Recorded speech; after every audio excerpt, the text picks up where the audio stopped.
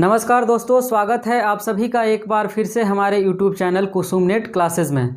दोस्तों, आज के वीडियो में हम लोग बात करने वाले हैं भारत में शिक्षा के विकास के बारे में। यहाँ भारत कहने का संदर्भ है ब्रिटिश भारत के बारे में। तो यदि आप हमारे साथ लगातार बने हुए होंगे तो आपको पता होगा कि मैं ब्रिटिश भारत में शिक्षा के विकास पर एक लगातार सीरीज चला रहा हूँ, जिसमें मैंने 2 एपिसोड आपको दिए थे। पहले एपिसोड में मैंने आपसे बात किया था 1781 से लेकर 1854 के बीच अंग्रेजों के द्वारा भारत की शैक्षणिक व्यवस्था को मजबूत करने के लिए जो भी कदम उठाए गए थे उसके बारे में। उसके बाद हमने बात किया था 1854 से लेकर के 1904 यानी भारतीय विश्वविद्यालय अधिनियम पारित होने तक, उस दौरान अंग्रेजों के द्वारा भारत की शिक्षा व्यवस्था को मजबूत करने के लिए जो भी कदम उठाए गए थे उसके बारे में हमने डिटेल चर्चा की थी। तो आज के वीडियो में हम लोग बात करेंगे 1913 के सरकारी प्रस्ताव के बारे में, जो भारत के शैक्षणिक व्यवस्था को मजबूत करने के लिए लाया गया था। और उसके बाद हम लोग बात करेंगे सैडलर कमीशन के बारे में, जो कि 1917 से लेकर 1919 के बीच में इस्टेब्लिश किया गया था। तो वीडियो में आगे बढ़ने से पहले मैं आपको बता दूं कि यदि आप नेट की तैयारी कर रहे हैं या फिर आप जेआरएफ की तैयारी करते हैं या यूपीएससी की तैयारी कर रहे हैं या फिर बीपीएससी या यूपीपीसीएस या फिर कोई और स्टेट पीसीएस की तैयारी कर रहे हैं, तो आप हमारे चैनल के साथ जुड़ सकते हैं। यहाँ पर आपको जीएस की संपूर्ण वीडियो मिल जाएगी, और यदि आप इतिहास ऑप्शनल रखते हैं तो यह चैनल आपके लिए और ही ज़्यादा फ़ायदेमंद होगा। तो आइए दोस्तों, अब हम लोग बात करते हैं आज के टॉपिक पे। तो हमेशा की तरह आप कलम कॉपी उठा लें, आप हमारे साथ लिखते चलेंगे तो आपके लिए ज़्यादा बेहतर होगा। और आप ध्यान से सुनने की कोशिश कीजिएगा, ध्यान से समझने की कोशिश करेंगे। तो आइए हम लोग शुरू करते हैं। सबसे पहले हम लोग बात करेंगे 1913 के सरकारी प्रस्ताव के बारे में, जो कि 21 फरवरी को बॉम्बे काउंसिल द्वारा पारित किया गया था। तो इससे पहले थोड़ा सा आप बैकग्राउंड समझें। 1906 में भारतीय जगत में कई महत्वपूर्ण घटनाएं घटती है। जैसे मैंने बताया था आपको कि 1906 में भारत में मुस्लिम लीग का गठन होता है। दूसरी तरफ एजुकेशनल डेवलपमेंट के लिए भारत का एक बहुत ही बड़ा साम्राज्य, आप कह सकते हो कि बहुत ही बड़ा रियासत, जिसको बड़ौदा रियासत के नाम से आप जानते हैं। तो बड़ौदा रियासत के गायकवाड़ ने एक फैसला सुनाया, और वो फैसला था भारतीय शिक्षा व्यवस्था को मजबूत करने वाला। उन्होंने कहा कि हमारे साम्राज्य के अंतर्गत, हमारे राज्य के अंतर्गत, हमारे रियासत के अंतर्गत जितने भी लोग आते हैं उन सारे लोगों को प्राथमिक शिक्षा अनिवार्य दिया जाएगा, और वो प्राथमिक शिक्षा के लिए किसी भी प्रकार का कोई भी फ़ी नहीं लिया जाएगा। तो जब 1906 में इस तरीके का प्रस्ताव बड़ौदा रियासत के गायकवाड़ ने लाया, तो उसके बाद क्या हुआ कि भारतीय जगत में खलबली मच गई। और वो दौर चल रहा है दोस्तों, आप देखोगे कि 1 साल बाद कांग्रेस का विभाजन होगा, और यह दौर है कांग्रेस के नरमपंथियों का दौर, राष्ट्रवादियों का दौर। तो इस दौर में सबसे बड़े राष्ट्रवादी नेता हो रहे थे, वो थे गोपाल कृष्ण गोखले, जो गांधी जी के राजनीतिक गुरु थे। तो आप देखोगे कि गोखले उस समय बॉम्बे काउंसिल के मेंबर हैं। तो वो 1910 से लेकर के 1913 तक, ठीक है, 1910 से लेकर के 1913 तक लगातार बॉम्बे काउंसिल में इस मुद्दे को उठाते हैं कि जो प्रस्ताव बड़ौदा रियासत के द्वारा लाया गया था शिक्षा व्यवस्था को मजबूत करने के लिए, और अपने रियासत में आने वाले तमाम छात्रों को free of cost primary education देने के लिए, उस प्रस्ताव को क्यों नहीं पूरे ब्रिटिश भारत में लागू कर दिया जाए, ताकि भारत के जितने भी गरीब से गरीब बच्चे हैं, चाहे जितने भी वंचित तबके के बच्चे हैं, उन सारे लोगों को free of cost primary education दिया जाए। तो इस प्रस्ताव को लेकर के वो 1910 से लेकर के 1913 तक लगातार ब्रिटिशर्स के साथ संघर्ष करते रहे। कहाँ? बॉम्बे काउंसिल में। उसके बाद क्या हुआ कि 21 फरवरी 1913 को, ठीक है, 20 फरवरी 1913 को किसने? ब्रिटेन की सरकार ने उनके प्रस्ताव को कबूल कर लिया। और उसके बाद 21 फरवरी 1913 को ब्रिटेन की सरकार ने एक प्रपोजल लाया, और वो प्रपोजल यह था दोस्तों कि उन्होंने कहा कि भारत में जितने भी ब्रिटिशर्स, जो ब्रिटिश के अधीन प्रांत थे, वो सारे के सारे प्रोविंस निर्धन लोगों को, जो गरीब लोग थे, उसके साथ साथ जो अधिक पिछड़े थे, ठीक है, जो एक्सट्रीमली बैकवर्ड लोग थे, ठीक है, ध्यान रखिएगा। एक तो पुअर पीपल और दूसरी बात जो मोस्टली बैकवर्ड पीपल थे, उन दोनों लोगों को निःशुल्क शिक्षा का प्रबंध किया जाए, ठीक है। तो इसके ये प्रस्ताव लाया गया 21 फरवरी 1913 को। इसमें बात क्या कहा गया? निर्धन एवं अधिक पिछड़े लोगों को निःशुल्क प्राइमरी लेवल का एजुकेशन उपलब्ध करवाया जाए। किसके द्वारा? प्रांत के द्वारा, ठीक है। अब आगे आते हैं। उसके बाद उन्होंने एक दूसरा बात कहा, वो कहा कि माध्यमिक शिक्षा के लिए स्कूलों को और ज़्यादा बेहतर बनाया जाना चाहिए, ठीक है, आपको पता होगा कि माध्यमिक शिक्षा जो है वो 10 तक होता है।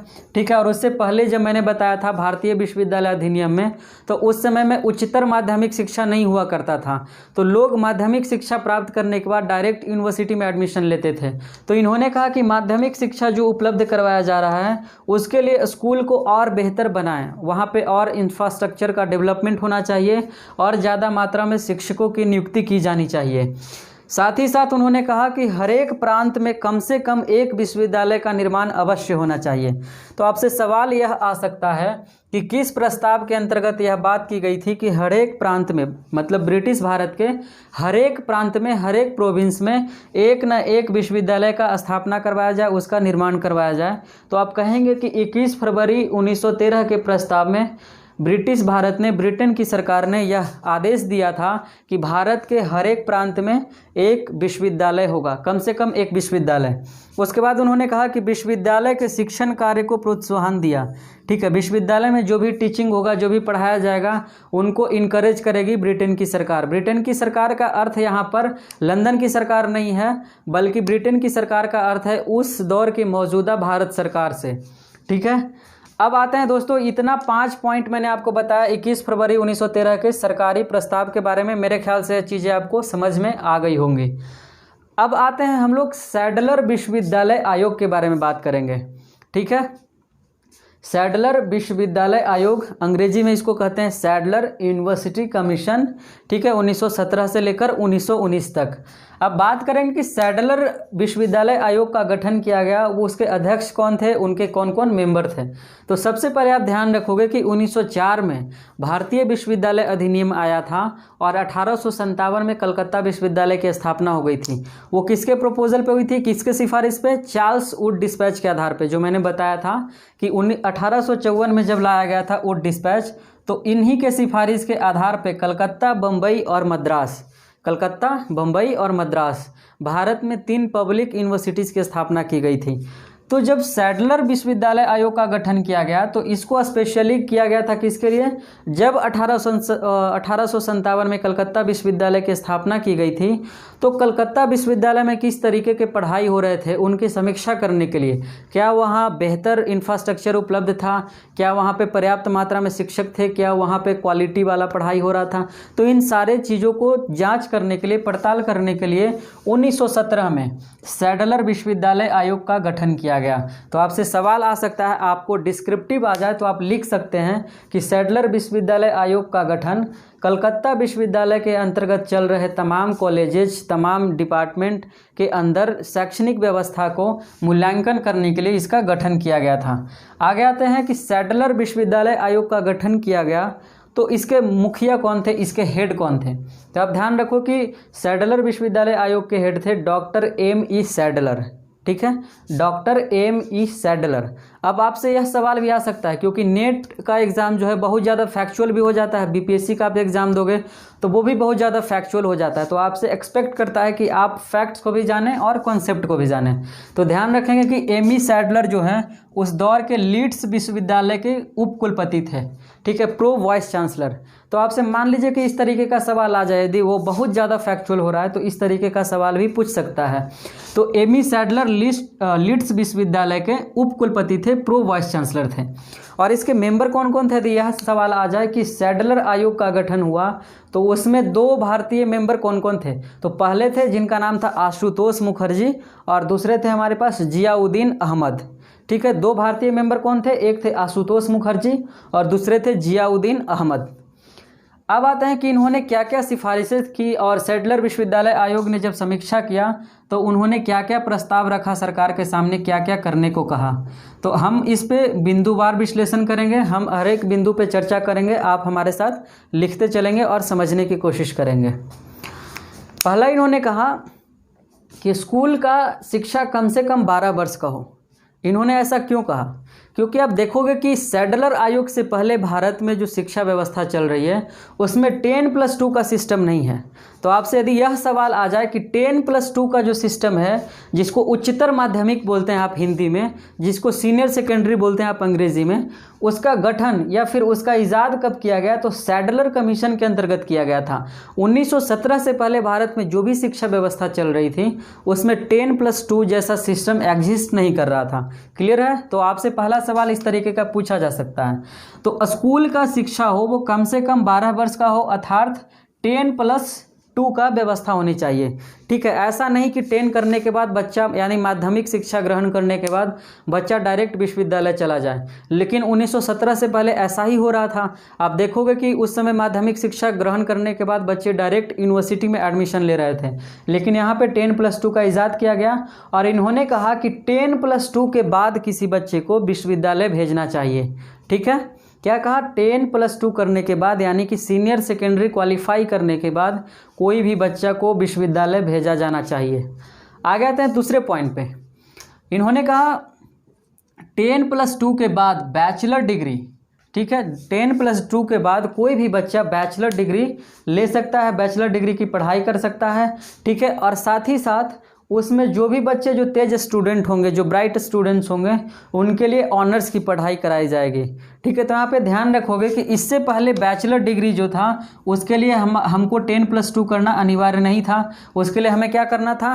सिर्फ और सिर्फ 10 पास करना था, यानी माध्यमिक शिक्षा क्वालिफाई थे तो हम लोग डायरेक्ट बैचलर डिग्री ले सकते थे। लेकिन यहाँ से चीज़ें क्या बदलाव आई? 10+2 के बाद अब हम लोग बैचलर डिग्री लेंगे और बैचलर डिग्री के लिए समय निर्धारित किया गया वो 3 साल। ठीक है, तो आपसे सवाल आ सकता है कि बैचलर डिग्री के लिए समय कितने साल का निर्धारित किया गया था? 3 साल का, और यह भारत में अभी भी चल रहा है। ठीक है, इसमें एक बात और कही गई कि जो भी बच्चे जो तेज तरार स्टूडेंट होंगे उनके लिए ऑनर्स की पढ़ाई होगी, और जो भी वैसे स्टूडेंट जो कमज़ोर होंगे उनके लिए पास होने की पढ़ाई होगी। कुछ ऐसे पेपर को शामिल किया जाएगा जिनको आप केवल पास हो जाएंगे तो आपको ग्रेजुएशन की अर्थात बैचलर की डिग्री दे दी जाएगी, और जो बच्चे तेज तरार होंगे उनको ऑनर्स की पढ़ाई होगी। ऑनर्स का अर्थ है दोस्तों कि किसी एक सब्जेक्ट पे विशेष पढ़ाई करना आपको। जैसे आप अभी करते हो, मान लो कि बीए हिस्ट्री ऑनर्स करते हो तो आप हिस्ट्री को ज़्यादा पढ़ते हो। ठीक है, ऑनर्स आपका सम्मान का विषय होता है, प्रतिष्ठा का विषय होता है। तो आपसे सवाल आ सकता है कि ऑनर्स पढ़ाई का कॉन्सेप्ट है वो कहाँ से आया? तो वो सैडलर विश्वविद्यालय आयोग से आया है। यहाँ तक क्लियर है? और आगे आते हैं हम लोग तीसरे पॉइंट पे। हमारा तीसरा पॉइंट है महिला शिक्षा के लिए सुविधा का प्रसार किया जाना चाहिए, और इन्होंने कहा कि कलकत्ता यूनिवर्सिटी में महिलाओं के लिए एक स्पेशल बोर्ड का गठन किया जाना चाहिए।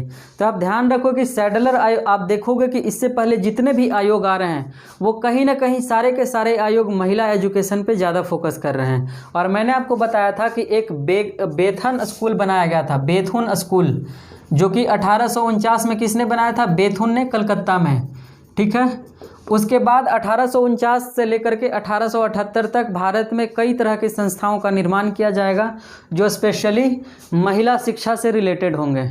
ठीक है, अब आते हैं हम लोग कि महिला शिक्षा के लिए सुविधा का प्रसार किए जाने का अर्थ है कि जब ये सैडलर विश्वविद्यालय आयोग आया तो कहीं ना कहीं इससे यह चीज़ दिखा होगा कि पहले जितने भी महिला शिक्षा के लिए प्रयास किए गए हैं वो सारे के सारे प्रयास निष्फल रहे हैं। तो निष्फल रहे हैं तो इसलिए उन्होंने कहा कि नहीं, अब क्या करना है कि महिला शिक्षा के लिए सुविधा का ज़्यादा से ज़्यादा एक्सपेंशन करना है। और चूँकि यह आयोग बनाया गया था कलकत्ता विश्वविद्यालय के जाँच के लिए, तो इन्होंने कहा कि कलकत्ता विश्वविद्यालय में महिलाओं के लिए, जो वहाँ महिलाएं प्रोफेसर हैं, महिला कर्मचारी हैं, उनके लिए एक स्पेशल बोर्ड का गठन किया जाना चाहिए।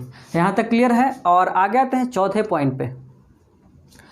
आज का हमारा चौथा पॉइंट है शिक्षक प्रशिक्षण व्यवस्था, टीचर ट्रेनिंग का मैनेजमेंट होना चाहिए। उसके साथ साथ उन्होंने कहा कलकत्ता एवं ढाका विश्वविद्यालय में शिक्षा विभाग बनाई जानी चाहिए। तो आप यहाँ से एक चीज़ समझो, इससे पहले भी मैंने बताया था कि इससे पहले भी जितने प्रपोजल आए हैं उसमें भी यह बात किया गया है कि टीचर जो भी जाएंगे पढ़ाने के लिए, जो भी प्रोफेसर जाएंगे, उनको स्पेशल ट्रेंड होना ज़रूरी है। यानी कि शिक्षकों के प्रशिक्षण के लिए एक निश्चित व्यवस्था हो, उनको ट्रेनिंग करने की एक व्यवस्था हो, पढ़ाने की ट्रेनिंग। उसके साथ साथ उन्होंने कि कलकत्ता विश्वविद्यालय में उस समय में ढाका भी उसके अंतर्गत आता था। और आप देखोगे कि कलकत्ता विश्वविद्यालय के अंतर्गत ही बिहार का number 1 arts college Patna college भी आता था, जो आगे चल कर के पटना विश्वविद्यालय का हिस्सा बन जाएगा। तो यहाँ तक देखोगे कलकत्ता एवं ढाका में, ठीक है, ढाका एक सेंटर हुआ करता था कलकत्ता विश्वविद्यालय का। तो इन्होंने कहा कि कलकत्ता एवं ढाका में शिक्षा विभाग बनाई जानी चाहिए, डिपार्टमेंट ऑफ एजुकेशन का स्थापना करना चाहिए। और आगे आते हैं 5वें पॉइंट पे। 5वां पॉइंट उन्होंने कहा कि डिप्लोमा एंड बैचलर डिग्री की व्यवस्था होनी चाहिए। अब देखो कि पहले हमारे यहाँ डिप्लोमा का सिस्टम एग्जिस्ट नहीं कर रहा था, ठीक है। डिप्लोमा आप देखोगे अभी भी कोई कोर्स करते होगे आप, तो डिप्लोमा इंजीनियरिंग वगैरह कई तरीके के कोर्स होते हैं। कई डिप्लोमा 6 महीने के होते हैं, कई 1 साल के भी डिप्लोमा होते हैं। तो जो 1 साल के डिप्लोमा होते हैं अभी उन्हें पीजी डिप्लोमा कहा जाता है। और ऐसे जो डिप्लोमा होते हैं, जो सर्टिफिकेट कोर्स होते हैं, उनके लिए 6 महीने का टाइम लगता है। तब देखो कि डिप्लोमा कोर्स का, डिप्लोमा सर्टिफिकेट का इजाद किया जा रहा है, कहाँ से? सैडलर आयोग के द्वारा। तो आपसे सवाल आ सकता है कि डिप्लोमा डिग्री की जो व्यवस्था की गई वो पहली बार कहाँ से? तो सैडलर कमीशन के माध्यम से। क्लियर है? अब आते हैं कि डिप्लोमा के साथ साथ बैचलर डिग्री की व्यवस्था की गई। जो मैंने यहाँ पे भी बताया कि बैचलर डिग्री लाया गया था और उसके लिए 3 साल पढ़ना मैंडेटरी था। अब आते हैं हम लोग, जब सैडलर आयोग आया तो इन्होंने 1904 में जो विश्वविद्यालय, भारतीय विश्वविद्यालय अधिनियम लाया गया था 1904 में, उसकी जमकर इन्होंने निंदा की। उसमें जितनी भी बातें कही गई थी वो सारी की सारी बातें असफल साबित हुई। कब? जब सैडलर ने उसकी जांच की, ठीक है। अब आते हैं अगले पॉइंट पे। आज का हमारा 6ठा पॉइंट है और वो है कि सैडलर आयोग के सदस्य ने, यानी कि एमी सैडलर ने और जियाउद्दीन अहमद और आशुतोष मुखर्जी ने मिलकर यह सिफारिश किया कि अब हमारे यहाँ कॉमर्शियल कॉलेजेस खुलने भी चाहिए। कॉमर्शियल कॉलेजेस वैसे कॉलेजेस हैं जहाँ से आप पढ़ने के बाद आपको रोज़गार के लिए ज़्यादा दौड़ना धूपना नहीं पड़ता है, क्योंकि वहाँ पे रोज़गार परक ही कोर्स करवाए जाते हैं, ठीक है। जैसे आप अभी के दौर में बीएमसी है या फिर बीएससी आईटी वगैरह, ऐसे कई सारे कोर्स हैं जो कॉमर्शियल कोर्स हैं। तो इन्होंने कहा कि कॉमर्शियल कॉलेजेस की स्थापना की जानी चाहिए, ठीक है। कॉमर्शियल कॉलेजेस ज़्यादा से ज़्यादा मात्रा में खुलने चाहिए। 6ठा पॉइंट क्लियर है। और आगे आते हैं 7वें पॉइंट पे। और आज का हमारा 7वां पॉइंट है, विश्वविद्यालय का नियम फ्लेक्सिबल होना चाहिए। इन्होंने कहा कि विश्वविद्यालय, चाहे कोई भी विश्वविद्यालय हो, चाहे वो कलकत्ता विश्वविद्यालय हो या कोई और विश्वविद्यालय हो, विश्वविद्यालय का नियम हमेशा फ्लेक्सिबल होना चाहिए, लचीला होना चाहिए। वहाँ किसी भी तरीके की कठोरता नहीं होनी चाहिए। फ्लेक्सिबिलिटी का यहाँ पे अर्थ है कि कोई भी छात्र यदि किसी प्रोफेसर से बात करना चाहता है या फिर प्रोफेसर से मिलना चाहता है, अपना रिसर्च पेपर इंट्रोड्यूस करना चाहता है, तो उसको ज़्यादा से ज़्यादा मशक्क़त नहीं करनी पड़े। लेकिन अभी के दौर में करना पड़ता है। लेकिन उस दौर में सैडलर आयोग ने क्या कहा? सैडलर ने कहा कि नहीं, विश्वविद्यालय का नियम हमेशा फ्लेक्सिबल होना चाहिए, ठीक है। अभी तक भारत कोशिश ही कर रहा है कि विश्वविद्यालय का नियम फ्लेक्सिबल हो, शायद आगे हो जाए। और आगे आते हैं 8वें पॉइंट पे। 8वां इन्होंने कहा कि ऑटोनॉमस कॉलेज का स्थापना की जानी चाहिए, ठीक है। ऑटोनॉमस कॉलेज, ऑटोनॉमस कॉलेज का क्या अर्थ है दोस्तों? इसको हिंदी में आप बोलते हैं स्वायत्तता प्राप्त कॉलेज, ठीक है। ऑटोनॉमस कॉलेज का अर्थ है कि वैसे संस्थान, वैसे कॉलेज जिनको अपना सिलेबस, अपना करिकुलम फिक्स करने की आज़ादी हो, जिनको अपना फ़ी फिक्स करने की आज़ादी हो। यानी कि आप मोटे तौर पे आप कह सकते हैं कि जिनको अपने सिलेबस, करिकुलम, अपने फ़ी अपने एडमिनिस्ट्रेटिव सिस्टम को स्थापित करने का, नियंत्रित करने का उनका खुद का अधिकार हो, उनमें सरकार का दखल नहीं हो, वैसे कॉलेज, वैसे संस्थान स्वायत्त संस्थान कहलाते हैं, जिसको आप अंग्रेजी में ऑटोनॉमस कॉलेज कहते हैं। तो इनका सिफारिश था कि आप ज़्यादा से ज़्यादा ऑटोनॉमस कॉलेज का निर्माण करें। साथ ही साथ उन्होंने फोकस किया था एकाकी अध्ययन केंद्र का स्थापना करें, ठीक है, एकाकी अध्ययन केंद्र।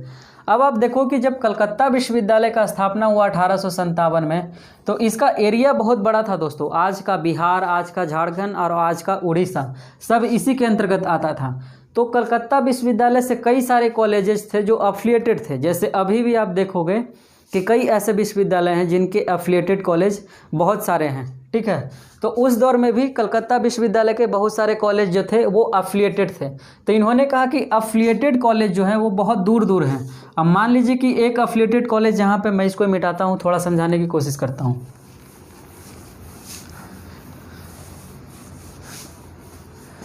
अब मान लीजिए कि ये कलकत्ता विश्वविद्यालय है और इसका इतना बड़ा एरिया है, मान लीजिए ये इतना बड़ा एरिया है और इसमें आज का बिहार है, बंगाल है, उसके बाद झारखंड है, उसके बाद उड़ीसा है।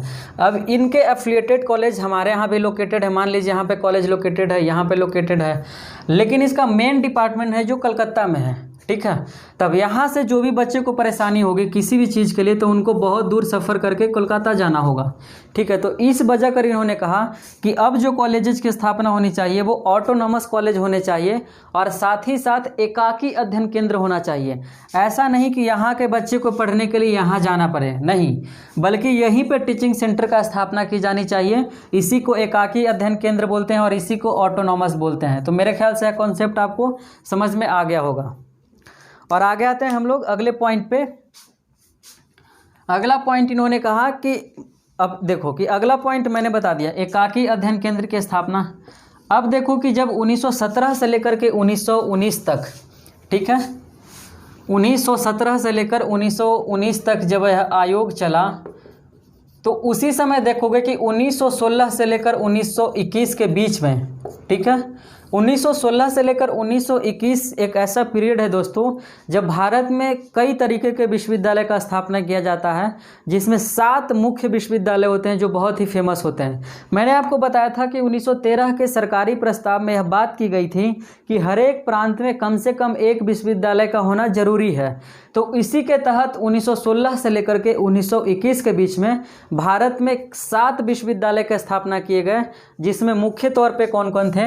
एक तो अपना प्यारा सा पटना था और उसके बाद ढाका विश्वविद्यालय था जो कि आज बांग्लादेश की राजधानी है, ठीक है। पटना विश्वविद्यालय 1916-17 में बनाया गया, ठीक है। उसके साथ साथ BHU था जो आज का बनारस हिंदू यूनिवर्सिटी है।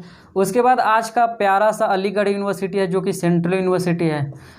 और आपको मैं इसमें एक और सवाल बताते चलूँगा कि आज BHU जो है वो सेंट्रल यूनिवर्सिटी है। आपसे यदि पेपर 1 में सवाल पूछा जाए कि BHU कैसा यूनिवर्सिटी है तो BHU सेंट्रल यूनिवर्सिटी है। अलीगढ़ मुस्लिम यूनिवर्सिटी है, वो भी सेंट्रल यूनिवर्सिटी है। उसके अलावा पटना विश्वविद्यालय, तो पटना विश्वविद्यालय अभी तक स्टेट यूनिवर्सिटी बना हुआ है। हालांकि यहाँ से कई लोग पढ़े लिखे जज बने, CBI ऑफिसर बने और अभी भी केंद्र में मंत्री बने बैठे हुए हैं, लेकिन पटना विश्वविद्यालय अभी तक वैसे ही स्टेट का स्टेट यूनिवर्सिटी बना हुआ है। और ढाका तो आज का बांग्लादेश में चला गया, इसलिए इसके बारे में हम लोग बात नहीं करेंगे ज़्यादा। और 5वां जो विश्वविद्यालय का स्थापना किया गया वह था लखनऊ विश्वविद्यालय, ठीक है। लखनऊ भी एक प्रांत हुआ करता था, तो एक लखनऊ में भी विश्वविद्यालय का स्थापना किया गया। उसके अलावा स्थापना किया गया मैसूर में, अपना प्यारा सा मैसूर, जहाँ का शासक हैदर और टीपू था, ठीक है, हैदर और टीपू सुल्तान। तो ये 6 विश्वविद्यालय हो गए। और एक विश्वविद्यालय का और स्थापना किया गया और वह कहाँ था, आज का प्यारा सा हैदराबाद में, और उस विश्वविद्यालय का नाम है उस्मानिया विश्वविद्यालय, ठीक है। तो दोस्तों आप देखोगे कि यहाँ पे जितने भी 7 विश्वविद्यालय के नाम मैंने बताए, ये सारे के सारे 7 विश्वविद्यालय बहुत ही शानदार विश्वविद्यालय अभी भी हैं। हालांकि पटना विश्वविद्यालय को छोड़ दिया जाए क्योंकि यहाँ पे बहुत सारे शिक्षकों की कमी हो गई है, तो इसकी स्थिति बहुत ही ज़्यादा ख़राब हो गई है। बाकी की स्थिति अभी भी बहुत बेहतरीन चल रही है। लखनऊ भी अभी भी स्टेट यूनिवर्सिटी है, मैसूर भी स्टेट यूनिवर्सिटी है, यह ध्यान रखेंगे, ये आपको पेपर 1 में हायर एजुकेशन में पढ़ना पड़ता है और ऐसे भी नॉलेज के लिए आपको ध्यान रखना चाहिए। और उस्मानिया के बारे में, उस्मानिया शायद स्टेट या सेंट्रल है, इसको आप एक बार देख लेंगे, ठीक है, मेरे ख्याल से सेंट्रल ही होना चाहिए। तो दोस्तों आपसे यदि यह सवाल पूछा जाए कि सैडलर आयोग के बाद या फिर 1916 से लेकर के 1921 के बीच में भारत में कितने विश्वविद्यालय का निर्माण किया गया, तो 7 विश्वविद्यालय का निर्माण किया गया। वो कौन कौन विश्वविद्यालय थे, तो आप एक लाइन में बता सकते हो कि वो मैसूर थे, पटना थे, ढाका था, बनारस था, लखनऊ था, उस्मानिया था, ठीक है, यहाँ तक क्लियर है। और साथ में एक था अलीगढ़ यूनिवर्सिटी, ठीक है। तो अब यहाँ तक दोस्तों मेरे ख्याल से चीज़ें समझ में आ गई होंगी। तो आज का वीडियो हम लोग यहीं पे ख़त्म करते हैं। अगले वीडियो में हम लोग बात करेंगे एपिसोड नंबर 4 में कोई और आयोग के बारे में बात करेंगे जो अंग्रेज़ों के द्वारा हमारे शैक्षणिक व्यवस्था को मजबूती देने के लिए बनाया गया था। तो दोस्तों आज का वीडियो यहीं पे एंड करते हैं, फिर मिलेंगे हम लोग अगले वीडियो में एक नए आयोग के साथ, एक नई ऊर्जा के साथ। तब तक आप लोग अच्छे से तैयारी करें, BPSC का भी नोटिफिकेशन आ गया है और अगली बार से हो सकता है अगले सप्ताह से मैं बीपीएससी के लिए लगातार एक बैच स्टार्ट करूं। तो फिर मिलेंगे अगले वीडियो में। Thank you very much. जय हिंद, जय भारत।